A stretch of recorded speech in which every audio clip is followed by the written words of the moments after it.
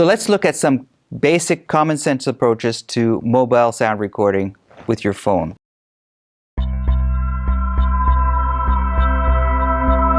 One of the things you want to get into the habit of doing is when you are recording audio or video files with an application, it's a really good idea to close all other applications on your phone, and it's also a good idea to put your phone into airplane mode.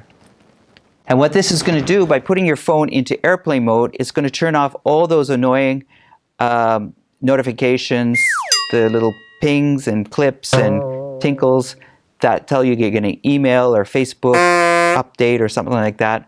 And what it does, it's a really easy way to turn everything off and then everything on again. So while you're recording, turn on airplane mode. When you're finished recording, turn it off so you can upload your stuff.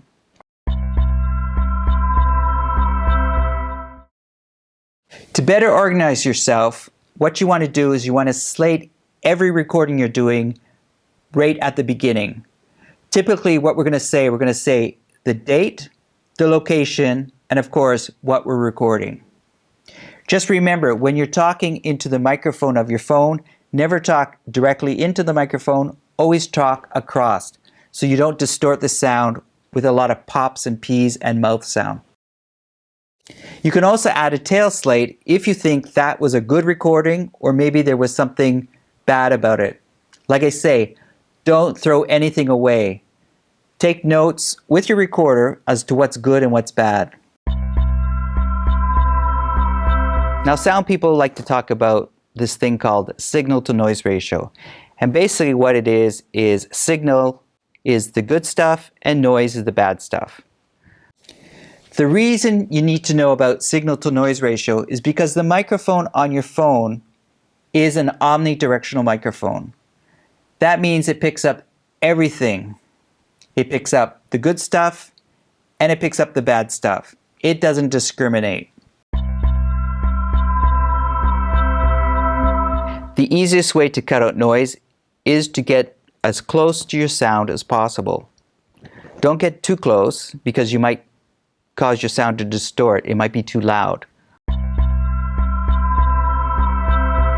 In the same way that an object in the real world can look different depending on what angle we're looking from, the sound of something can also be different depending on where we place our microphone. Don't just do one recording of your sound. Record from a few different positions. Close and a little far.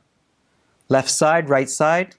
Then when it comes to editing this sound, you could take these different recordings and mix them together to get a much fuller experience of that sound. Get into the habit of playing back your recordings right then and there.